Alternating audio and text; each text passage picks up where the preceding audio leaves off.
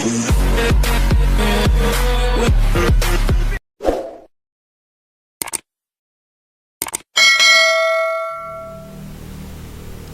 Bapak Ibu semuanya, apa kabarnya?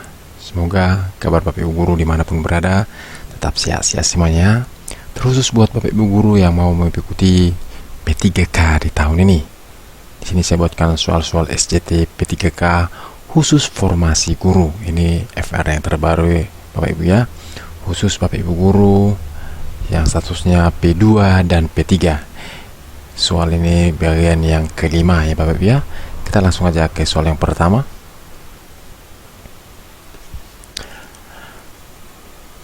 Seorang guru matematika di sebuah SMP suatu hari mendapat tugas dari kepala sekolah untuk membuat soal ulangan harian untuk kelas 8.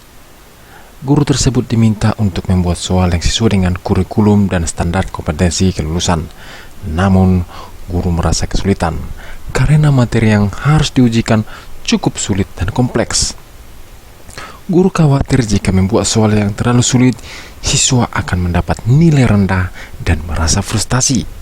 Sebaliknya, jika membuat soal yang terlalu mudah, siswa akan merasa bosan dan tidak tertantang. Apa yang Anda lakukan dalam situasi ini? A. Membuat soal yang bervariasi tingkat kesulitannya, mulai dari mudah, sedang, hingga sulit. Kemudian memberikan bobot nilai yang berbeda untuk setiap tingkatan kesulitan soal. B. Membuat soal yang sesuai dengan kemampuan rata-rata siswa di kelas 8, yaitu tidak terlalu sulit dan tidak terlalu mudah. Kemudian memberikan nilai yang sama untuk setiap soal. C. Membuat soal yang mudah saja agar semua siswa dapat menjawabnya dengan benar. Kemudian memberikan nilai maksimal untuk setiap soal. D. Membuat soal yang sulit agar siswa dapat belajar lebih keras dan meningkatkan kemampuan mereka. Kemudian memberikan nilai minimal untuk setiap soal.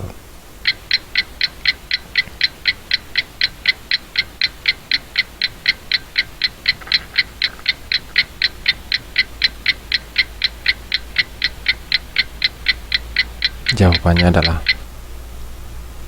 yang A. Membuat soal yang bervariasi tingkat kesulitannya, mulai dari mudah, sedang, hingga sulit. Kemudian memberikan bobot nilai yang berbeda untuk setiap tingkat kesulitan soal. Kita lihat pembahasannya. Berikut ini langkah-langkah dalam menyusun soal HOT untuk kegiatan penilaian, baik berupa penilaian pilihan ganda maupun berupa uraian. Yang pertama, menentukan kompetensi dasar dan materi yang akan dinilai.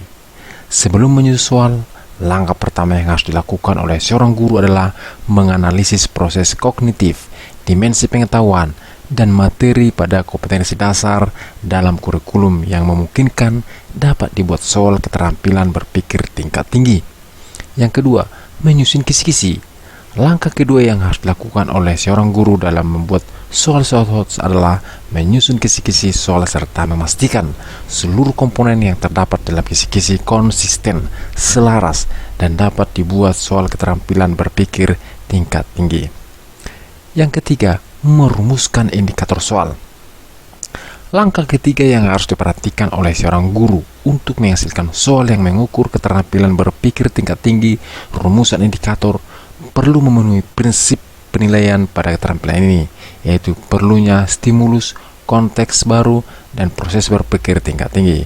Konteks stimulus disarankan berkenaan dengan kehidupan nyata sehari-hari dan sesuai dengan tingkat perkembangan kognitif peserta didik.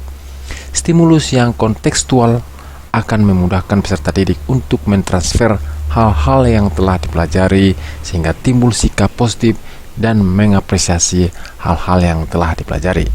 Stimulus dengan konteks yang tidak sesuai dengan perkembangan peserta didik akan sulit dicerna sehingga tidak mendukung perkembangan keterampilan berpikir tingkat tinggi. Yang keempat, menulis soal sesuai dengan kaidah penulisan soal. Untuk memastikan kualitas soal sehingga memberi informasi yang valid, seorang soal perlu memenuhi kaidah penulisan soal dari aspek konstruksi, substansi, dan bahasa. Prinsip ini sama dengan prinsip penulisan soal secara umum. Kaidah penulisan soal dan contoh soal level 1, 2, dan 3. Aspek lain yang perlu dipertimbangkan adalah isu sensitif. soal hendaknya tidak menyinggung suku, agama, ras, antar golongan, dan tidak mengandung unsur politik praktis, kekerasan, dan komersialisasi produk.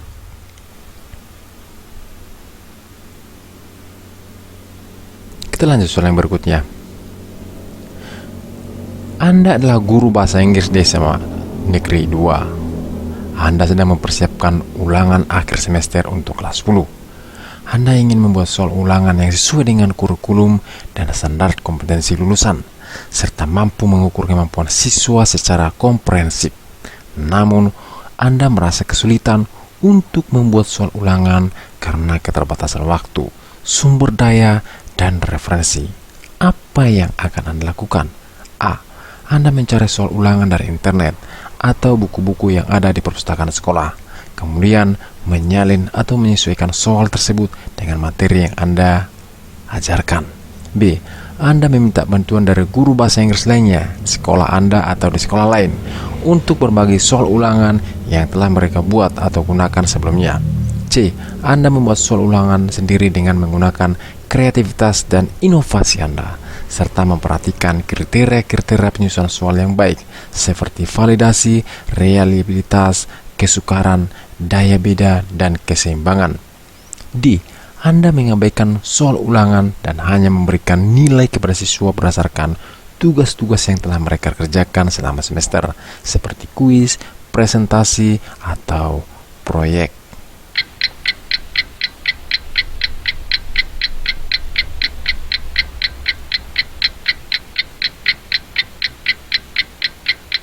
Jawabannya adalah yang C. Anda membuat soal ulangan sendiri dengan menggunakan kreativitas dan inovasi Anda, serta memperhatikan kriteria-kriteria penyusunan soal yang baik, seperti validitas, reliabilitas, kesukaran, daya beda, dan keseimbangan. Itu jawabannya, Bapak Ibu ya. Kita lanjut soal yang berikutnya. Setelah pembelajaran, guru langsung memberikan penilaian praktik terhadap siswa dan mengumumkan hasilnya. Bagaimana pendapat Anda tentang hal ini? A. Bagus karena guru tersebut telah menerapkan prinsip transparan. B. Bagus karena guru dapat mengetahui mana siswa yang sudah bisa dan mana siswa yang belum bisa. C. Kurang setuju karena seharusnya penilaian yang dipakai adalah proyek atau produk. D. Kurang setuju karena seharusnya sebelum menilai, guru membuat rubrik penilaian dulu agar hasilnya dapat terukur sesuai kriteria.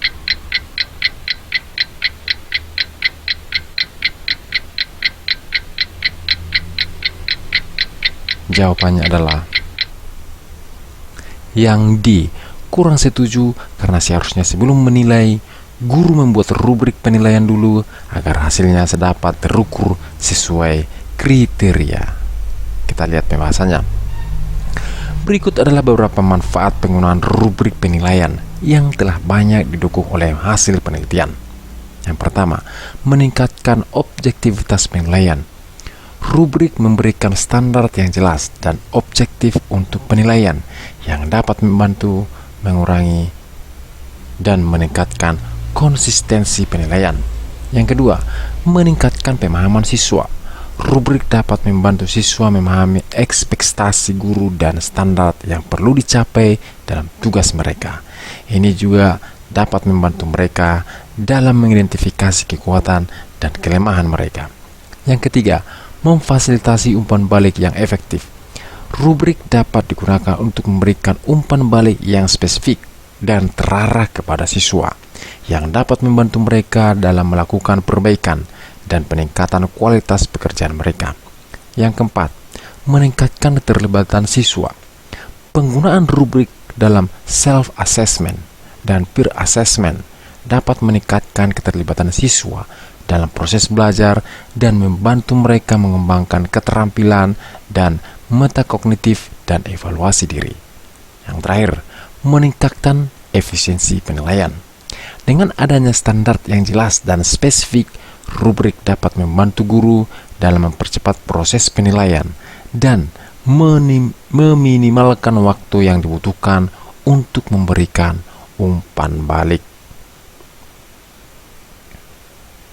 Kita lanjut soal yang berikutnya. Seorang siswa tidak mengumpulkan tugasnya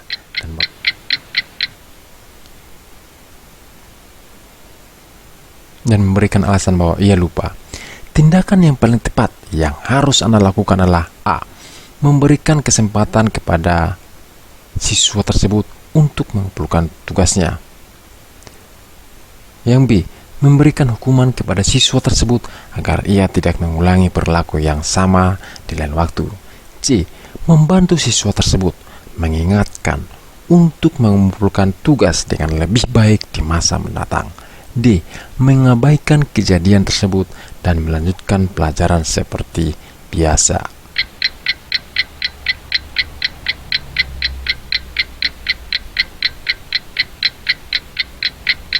Jawabannya adalah yang C. Membantu siswa tersebut mengingatkan untuk mengumpulkan tugas dengan lebih baik di masa mendatang.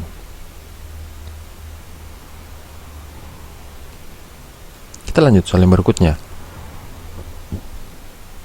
Untuk mendapatkan keluhan dari seorang siswa, seorang guru mendapatkan keluhan dari seorang siswa bahwa ia kesulitan memahami materi pelajaran.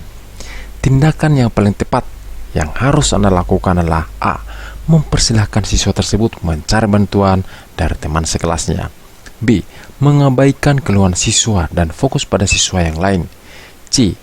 Mengulangi penjelasan materi dengan lebih jelas dan memberikan bantuan tambahan jika diperlukan. D. Memberikan tugas tambahan kepada siswa tersebut sebagai hukuman.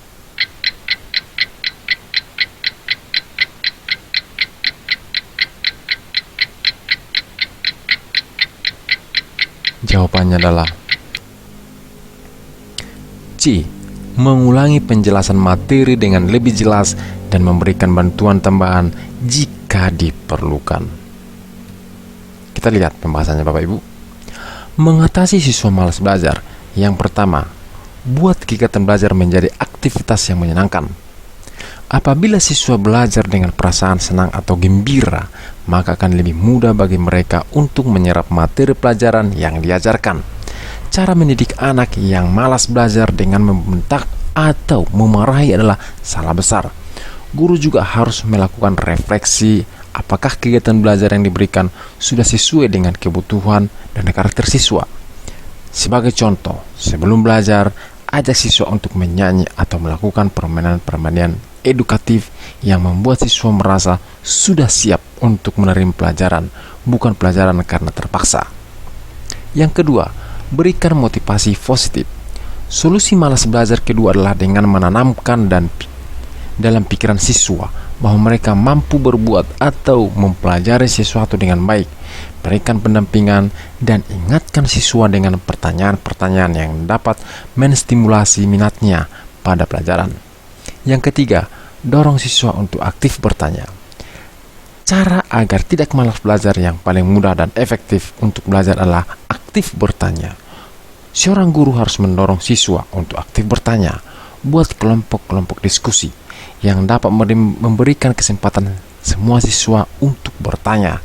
Dengan bertanya, siswa akan memiliki pemahaman yang baik akan pelajaran yang diberikan dan akan meningkatkan semangatnya dalam belajar. Demikianlah contoh soal-soal SJT P3K khusus formasi guru untuk P2 dan P3. Semoga bermanfaat buat kita semua. Sekian dan terima kasih.